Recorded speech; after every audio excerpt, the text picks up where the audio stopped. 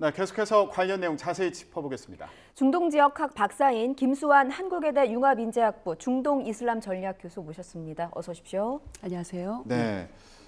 주말 사이에 정말 충격적인 소식이 계속 전해졌습니다. 이스라엘판 9.11 테러가 발생했다. 이런 표현이 나올 정도로 이번 하마스의 공격이 충격적이었어요. 네. 어떻게 보셨습니까? 그렇죠. 이것은 전 세계가 충격 속에 휩싸인 것뿐만 아니라 이스라엘 당국도 굉장히 충격이었을 거예요. 예. 왜냐하면 이전에 하마스와 이스라엘 간의 그 지상 공격이 서로 주고받는 공격이 있었거든요. 그러니까 기껏해야 그 로켓포 수백 발 정도 상호적으로 주고받는 정도였어요. 예. 근데 이번에는 아시다시피 정확하게 4,400여 발 로켓포가 하마스 쪽에서부터 발사가 됐죠. 예. 그러니까 이 아이언돔 어떻게 보면 최첨단 그 수십억 달러 들여서 이스라엘이 구축해놓은 최첨단 적어도 방어만인 아이언돔이 전혀 무용지물이 됐죠. 왜냐하면 이 아이언돔이 그 2021년 기준으로 이스라엘 국내에 10개 포대가 배치가 됐어요. 근데 한 개 포대에서 동시에 발사할 수 있는 요격 미사일을 발사할 수 있는 그 숫자가 80발이에요.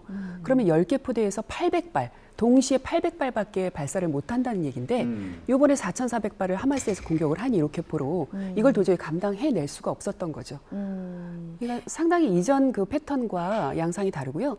또 이 공격 양상이 육해공 동시다발적으로 이루어졌어요. 예. 그러니까 펜스도 그 분리장복도 불도저로 밀고 들어오고 또 패러글라이딩으로 또 낙하산 침투도 하고 했기 때문에 굉장히 전과는 다른 그 공격 양상을 보여왔던 거죠. 예. 그러니까요. 로켓을 발사한 것도 충격이었는데 분리장벽을 부수고 직접 침투한 부분도 굉장히 충격적으로 다뤘어요. 그렇죠. 그 영상에 보면 불도저로요. 그 펜스를 완전히 부숩니다. 예. 그리고 펜스를 그 무장 대원들이 그 날카로운 어떤 도구로 그거를 찢고 그리고 무장 대원 수백 명이 바로 이스라엘 내부로 침투를 하죠. 근데 포인트가 7포인트에서 그 무장 대원이 침투를 했다고 해요. 이런 상황을 도저히 그 가늠할 수 없었던 게 사실 이스라엘이 가자 지구 내에 그 전방위적으로 도감청 전자 시스템을 구축을 해놨어요. 그리고 정보망이 굉장히 꼼꼼하게 촘촘하게 구축이 된 상태거든요. 그러니까 이렇게 동시다발적으로 육해공에서 공격을 받으리라고는 이스라엘도 상상을 못했고 이조차 이스라엘 내부의 그 최첨단 그 최강의 그 정보기구 있잖아요. 모사드나 국내 담당하고 있는 신베트도 있고 미국의 CIA조차도 이 사전 공격 징후를 파악하지 못하고 있었다는 그런 부분이죠.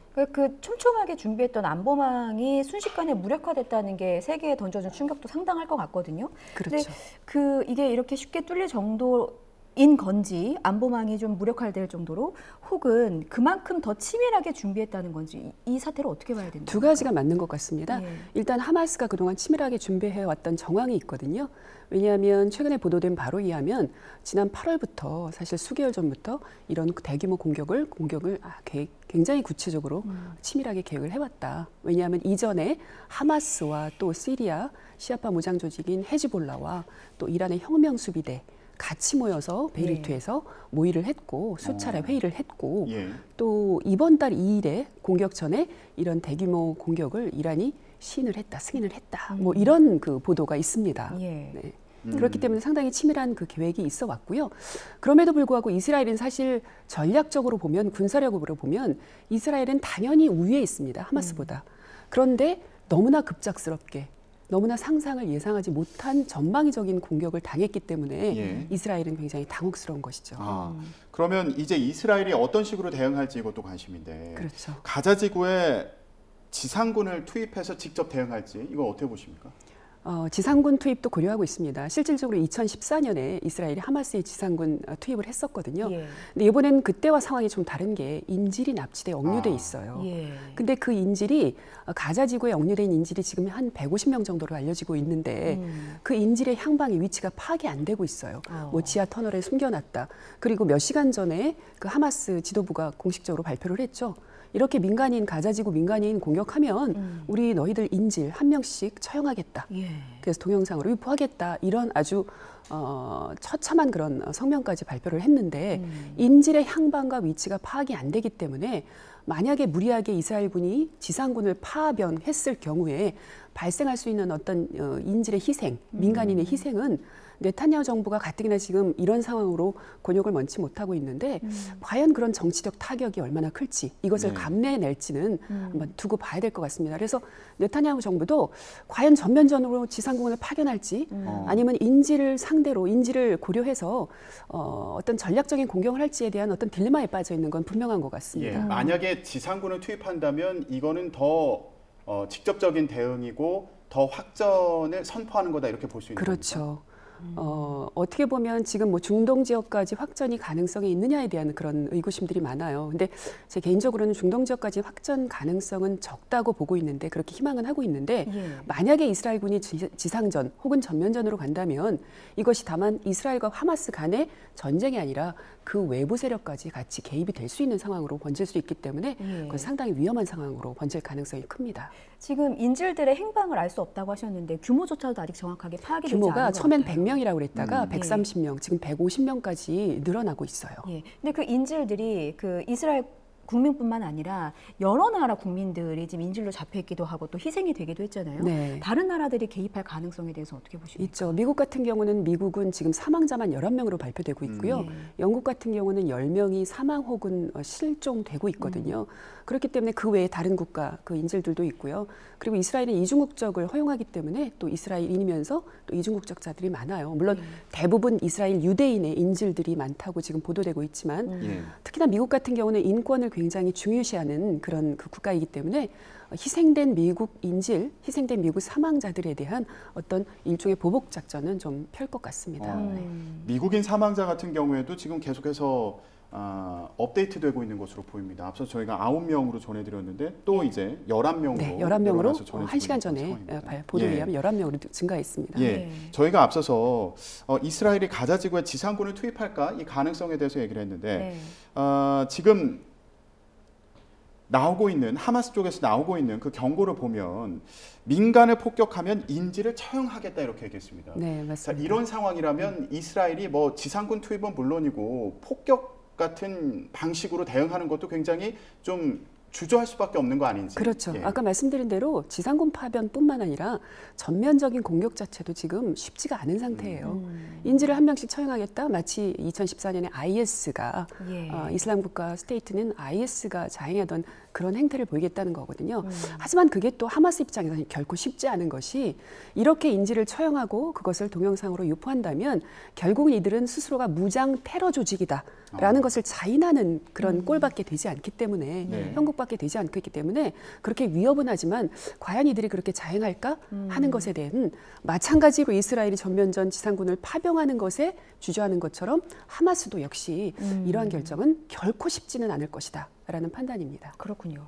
이스라엘이 현재 가자지구를 봉쇄하고 반격에 나서고 있는 상황인데 그렇다면 가자지구 안에 있는 민간인들 역시도 안전의 위협을 받고 있는 상황인 거고 이 사태가 진전이 이제 계속해서 이제 확전될 가능성이 제기되고 있지 않습니까? 이렇게 되면 결국엔 민간인들 피해가 클 텐데 국제적인 비난도 우려가 되는 상황이에요. 그렇죠. 가자지구의 민간인 희생은 어쩔 수 없습니다. 지금 현재도 민간인 희생이 크고 그동안도 사실은 이 공격 이전에도 가자지구가 경제난 때문에 민간인 희생이 가장 컸습니다. 사실 가자지구에 하마스가 2007년에 무장 정당으로 시료 통치를 하면서부터 이스라엘이 이 가자지구 내에 전기를 끊는다거나 뭐 물 공급을 끊는다거나 생필품을 끊는다거나 하는 방식으로 굉장히 봉쇄를 강화했었거든요. 근데 최근에 작년 말에 네타냐후 이스라엘 역사상 가장 보수적인 극우 정당으로 연정을 구성해서 재집권에 성공한 네타냐후 총리가 더욱더 이 팔레스타인을 압박해 왔어요. 그래서 서한지구의 정착촌, 유대인 정착촌도 더 확장하고 종국에는 서한지구를 병합하겠다라는 방침을 노골적으로 드러내고 팔레스타인에 대한 어떤 차별 조치를 펼치기도 했거든요. 그렇기 때문에 가자지구의 민간인 희생은 이 공격전에도 와 있었고요. 이 공격으로 민간인이 희생된 거는 말할 것도 없고요. 하마스가 이 알악사 홍수로 명명된 이 공격을 자행했을 때는 이러한 상황에서도 민간인의 희생을 감안하고 어쩔 수 없는 자구책을 내놓은 것이 아닌가라는 생각을 합니다. 지금 팔레스타인이 가자지구가 있고 서한지구가 있는데 말씀을 들어보면 가자지구에 대해서 이스라엘 측에서 이제 압박을 가하고 있었고 그리고 네타냐후 총리 같은 경우에는 서한지구도 이스라엘 쪽으로 병합을 하겠다. 네. 예, 이렇게 압박을 하고 있는 상황이었다 이렇게 설명을 해주셨는데, 자, 이런 과정에서 지금 하마스가 이스라엘을 무차별적으로 기습 공격을 했습니다. 그 배경에 대해서 좀 더 구체적으로 알아봤으면 좋겠는데요. 먼저 이스라엘 현지 리포터가 전한 당시 상황부터 들어보고 얘기를 하나하나 해보도록 하겠습니다. 네. 공식적으로 이 10월 7일 6시 반 이후로 이스라엘은 전쟁이라고 선포를 했기 때문에 이제까지 그동안 평상시에 있었던 뭐 테러에 대한 진압, 뭐 가자의 로켓 공격에 대한 진압의 그런 어떤 정책들이 완전히 바뀌는 시간으로 들어가요. 지금 사상자 수가 지금 정확한 집계가 잘 어려운 상황입니다. 지금 이스라엘군이 굉장히 갑작스럽게 이 공격을 당하고 또 특별히 이스라엘에서는 지금 7일 동안의 절기였거든요. 그래서 굉장히 큰 하이 홀리데이였었기 때문에 최소 인원만 남기고 굉장히 많은 사람들이 여행이나 휴가였다라고 지금 얘기를 하고 있어요. 이스라엘 군의 굉장히 갑작스러운 공격이 지금 현재 상태까지를 낳게 된 이유인 것 같습니다. 이제 하마스의 이런 공격은 굉장히 치밀하게 계획된 것이었고 지금 이런 이팔 갈등 그리고 하마스와의 갈등은 이게 지금 하루 이틀이 아닌 수십 년 동안 있었기 때문에 이거는 그동안 쌓여왔던 그 갈등에 지금 언젠가 터트릴 것을 지금 터트린 것이 아닌가라고 생각하고 있어요. 예, 지금 현지에서 전해진 목소리를 저희가 직접 전화 인터뷰한 내용을 전해드렸습니다. 일단 그 공격 당시에 이스라엘이 굉장히 큰 휴일이었다는 얘긴데 어떤 상황이었던 겁니까? 이스라엘은 공격 당시 10월 7일이 그 유대교의 최대 명절인 초막절이었어요. 그래서 사실은 한 7일간의 그 유대 명절을 즐기기 위해서 안보나 보안이 굉장히 느슨한 상태였죠. 굉장히 방심하고 있던 상태였고요. 또 이 하마스의 이스라엘 공격 시점이 참 애매한 게 10월 7일이었잖아요. 근데 그 전날인 10월 6일이 중동 역사상 가장 커다란 포인트였던 시점이었던 제4차 중동 전쟁이 발발한 것이 바로 10월 6일입니다. 그런데 제4차 중동 전쟁이 시리아와 이집트가 이스라엘을 선제 공격한 그런 전쟁이거든요. 그러니까 하마스가 사전에 치밀하게 계획했다는 것이 그런 어떤 시점, 그런 것도 의미를 부여해서 유대인의 명절 그리고 또 제4차 중동 전쟁이 일어난 그 다음 날 이런 시점을 좀 치밀하게 계획한 것이 아닌가라는 생각이 듭니다. 혹시 제5차 중동 전쟁을 노리고 그리고 공격 효과를 극대화하기 위해서 어떤 휴일을 좀 노리는 그러니까 이런 시점들이 다 치밀하게 계산된 걸로 보신다는 말씀이신 거죠? 근데 이제 제5차 중동 전쟁 얘기가 많이 돌고 있어요. 과연 이것이 중동 지역 내 확장까지 뭐 신중동전까지 되느냐, 제5차 중동 전쟁으로 확전될 것이냐에 대한 것이 있는데 제 개인적으로는 사실 그럴 가능성은 크지는 않다고 합니다. 가능성을 배제할 수는 없으나 크지는 않다고 보는 것이 이미 이스라엘과 그 주변 아랍국들이 그 외교 관계를 수립했어요. 그러니까 역사적으로 보면 이스라엘과 주변 아랍국들, 팔레스타인도 아랍인이잖아요. 아랍 국가들이 이스라엘 1948년에 지금 현 영토에 이스라엘 건국을 설립했을 때, 선포했을 때 그 영토에 살았던 아랍 팔레스타인 사람들이 있어요. 그 아랍 사람들을 팔레스타인인이라고 하는데 그 팔레스타인이 난민으로 주변 국가에 흩어지게 된 거예요. 그때부터 이제 이스라엘 팔레스타인 분쟁이 시작된 건데 이때 바로 주변 아랍 국가들이 분개해서 같이 일어나서 전쟁을 일으킵니다. 이스라엘에 투항해서 그것이 바로 제1차 중동 전쟁이거든요. 이것처럼 이스라엘과 아랍 국가들은 좀 과하게 말해서 서로 원수지간이었다라고 말을 해도 과언이 아니거든요. 그런데 이 아랍 국가들과 2020년에 이스라엘이 아브라함 협정이라는 협정을 체결하고 외교 관계를 수립합니다. 그것이 이제 아랍에미레이트 그리고 바레인, 수단, 모로코 등지거든요. 그런데 최근에는 미국의 중재로 이슬람의 종주국인 사우디아라비아조차 또 이스라엘과 국교를 수립하려고 외교관계를 수립하려고 미국 중재로 지금 그런 움직임이 있단 말이에요. 그러다 보니 이것이 하마스 입장에서는 이러다 우리 팔레스타인 문제 묻히는 거 아니야? 물론 이제 사우디아라비아는 이스라엘과의 외교 수립 전제 조건으로 팔레스타인 문제 해결해야 된다라고 얘기를 하고 있지만 사실 더 이상의 아랍 국가 중동 지역에는 아랍의 대의명분, 팔레스타인을 형제로 생각했던 이전의 대의명분은 사라진 지가 오래거든요. 자국 이익으로 흘러가기 때문에 중동 정세가. 그래서 아마 하마스는 굉장히 위기감과 불안감을 느꼈을 거예요. 그렇기 때문에 이런 사우디아라비아와 이스라엘의 외교 관계 이런 움직임이 더 하마스에게는 더 커다란 이런 공격의 어떤 동기를 이유를 제공한 것이 아닌가 생각을 합니다. 그러니까 하마스가 이스라엘을 이렇게 급작스럽게 무차별적으로 공격한 배경까지 좀 짚어주셨는데 네. 지금 상황에서요. 레바논의 무장 세력 헤즈볼라도 전쟁에 개입했다고 이렇게 전해지고 있습니다. 네. 헤즈볼라는 어떤 세력입니까? 헤즈볼라는 레바논에 있는 시아파 무장 저항 조직입니다. 그런데 이제 1982년에 이스라엘이 바로 시리아가 위에 있거든요. 근데 이스라엘이 레바논이 위에 있는데 이스라엘이 레바논을 공격합니다. 왜냐하면 거기 팔레스타인인들이 많이 거주하기 때문에 네. 그 지역을 공격하고 이 레바논 남부를 강제 점령을 해버립니다. 그러니까 이에 저항해서 만들어진 조직이 바로 현재의 시아파 저항 조직인 무장 저항 조직인 헤즈볼라입니다. 예. 그런데 이 헤즈볼라는 시아파 무장 조직이지만 하마스는 순니파 무장 조직이거든요. 그런데 이 조직이 같이 연계하고 협업하고 이란과 같이 협력하면서 정보를 공조해 왔어요. 이번에도 같이 어떻게 보면 협업을 한 거죠. 예. 월스트리트 저널이 이런 보도를 했더라고요. 이란이 8월부터 하마스, 헤즈볼라 등과 이스라엘을 공격할 계획을 세웠다. 그러니까 배후에 이란이 있다고 미국도 의심은 하고 있는데 확증은 아직 찾지는 못한 것 같고 네. 그런데 이란은 공식적으로 아니다, 나는 개입하지 않았다라고 공식 발표를 했거든요. 네. 이란은 어떤 배경이 있다고 보십니까? 말씀하신 대로 8월부터 사실은 하마스 그리고 헤즈볼라, 이란의 혁명수비대 등이 모여서 수차례 회의를 해서 공격을 계획하고 구체한 그런 정황이 내부 증언으로 나왔어요. 예. 그런데 이란은 공식적으로 부인을 하고 있죠. 나 개입 안 했다. 직접 네. 개입 안 했다.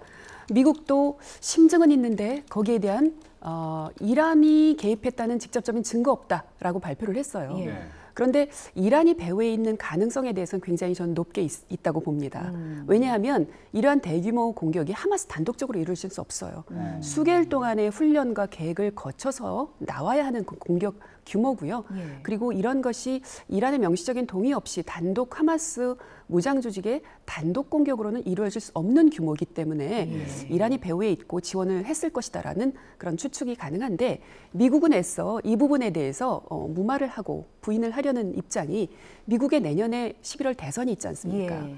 그래서 사실 미국이 사우디아라비아와 이스라엘을 중재하려고 하는 것이 외교관계 복원을 중재하려고 하는 이유는 중동이 지금 바이든 행정부가 사실 국내 상황이 좋지 않잖아요. 예. 그러니까 중동에서 어떤 가시적인 아웃풋, 결과를 내야 되는데 그것이 사우디아라비아와 이스라엘 외교관계 수립인데 이것이 이 하마스 공격으로 지금 어떻게 보면 와해될, 붕괴될 조짐에 있으니 공동탑이 무너질 네, 위기에 있는 부정적인 거군요. 영향을 좀 최소화해 보려는 미국의 어떤 그런 움직임이 아닐까라는 예. 생각을 해봅니다. 미국 같은 경우에는 앞서서 이란에 동결돼 있던 자금을 또 해제해주지 않았습니까? 네. 이런 측면에서도 지금 상황이 굉장히 곤혹스러울 것 같은데 이 자금이 혹시라도 이번 공격에 뭐 사용되는데 유익된 거 아니냐 뭐 이런 시각도 있는 것 같고요. 그런 시각은 있는데 사실은 그 동결된 자금을 우리가 이제 이란 까따를 거쳐서 이란에 결국은 보내줬는데 이런 송금 비용은 결국 인도적 차원에서 민간인 이용으로 국한돼 있기 때문에 그럴 의구심이 있지만 커다란 가능성은 없어 보입니다. 하지만 분명한 것은 이란이 그동안 재정적으로나 아니면 무기 지원을 통해서 하마스와 헤즈볼라를 꾸준히 지원해 온 것은 사실입니다. 자, 이 상황에서 지금 미국 같은 경우에도 어떤 해법을 찾을지 이게 참 고심스러울 것으로 보이는데 유엔 사무총장도 그렇고요, 중국도 그렇고요, 두 국가 방안을 이 이스라엘과 팔레스타인 사이의 문제를 푸는 해법으로 언급을 했는데 이게 어떤 방안입니까?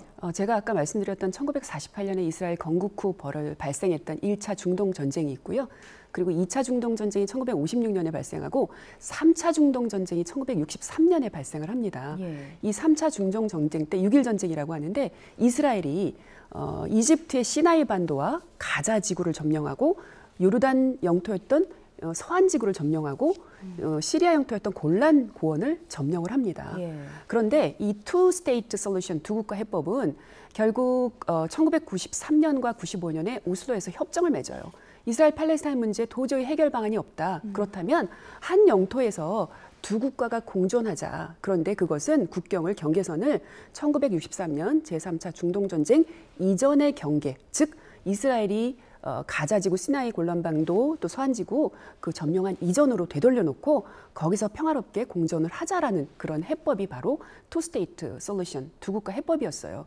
그런데 이것이 그때 당시 이스라엘의 대표로 협상을 타결했던 것이 이착 라빈 총리예요. 근데 그분이 갑자기 죽었습니다. 사상을 암살을 당했거든요. 그런데 그 이후로 이 투 스테이트 솔루션, 두 국가 해법이 흐지부지 되다가 이번에 하마스 공격으로 인해서 유엔 사무총장도 그렇고 또 중국도 두 국가 해법을 들고 나왔지 않습니까? 예. 결국은 무력으로 중동 분쟁, 특히나 이스라엘 팔레스타인 분쟁을 해결할 수는 없다. 그렇다면 두 국가 해법으로 이 이스라엘 팔레스타인 문제를 해결해보자라는 것이 다시 물 위로, 수면 위로, 화두로 지금 제기된 거죠. 근데 예. 간단히 짚어보면 이거는 뭐 힘을 받는 그런 주장입니까?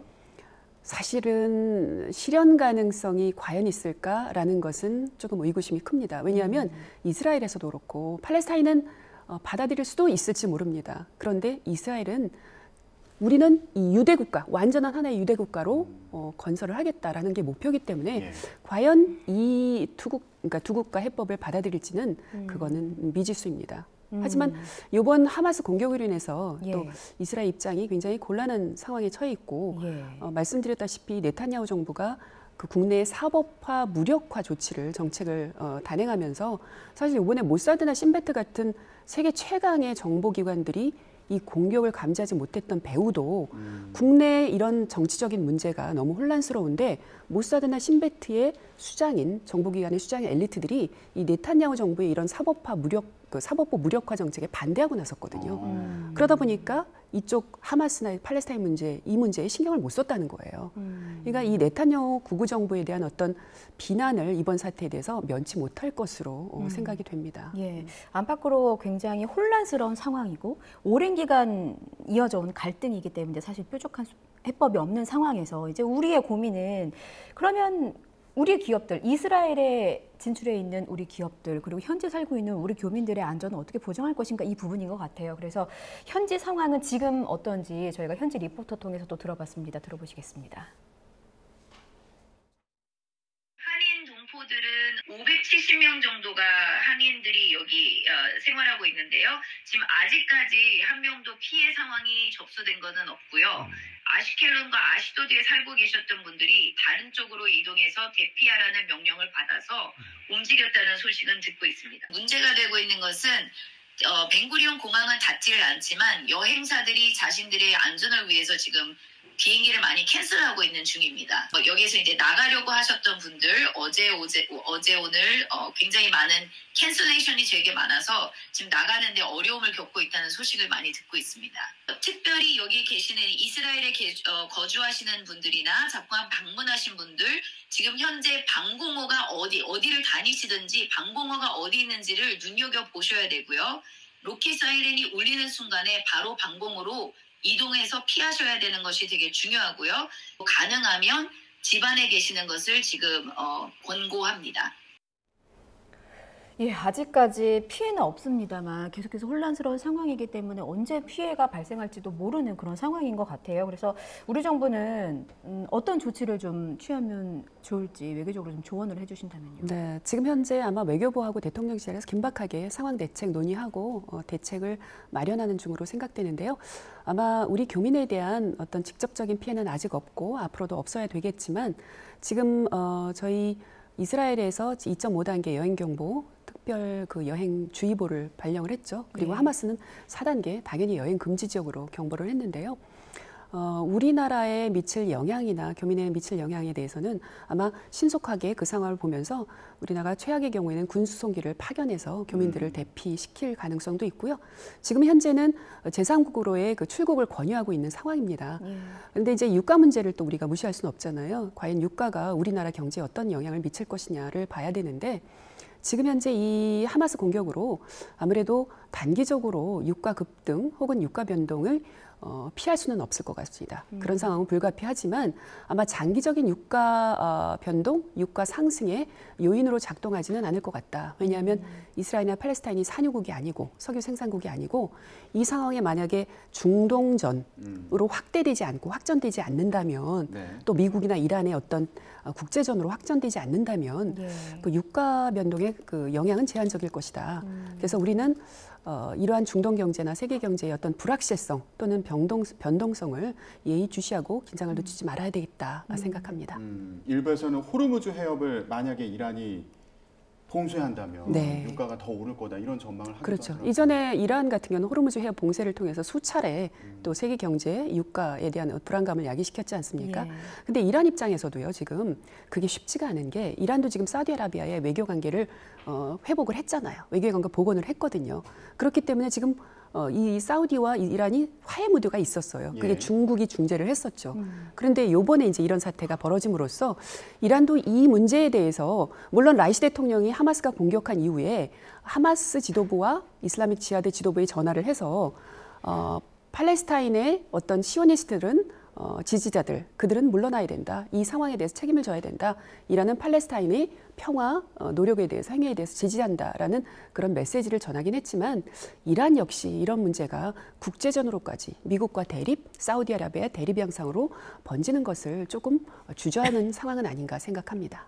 알겠습니다. 우리나라에 미칠 영향과 관련해서는 국제 유가가 어떻게 움직이는지 이 부분을 좀 주시해서 필요가 있다. 알겠습니다. 지금 이스라엘과 그리고 팔레스타인 사이의 지금 충돌 상황과 관련해서 짚어봤습니다. 중동 지역학 박사인 김수환 한국외대 융합인재학부 중동 이슬람 전략 교수와 함께 얘기 나눴습니다. 말씀 고맙습니다. 고맙습니다. 감사합니다.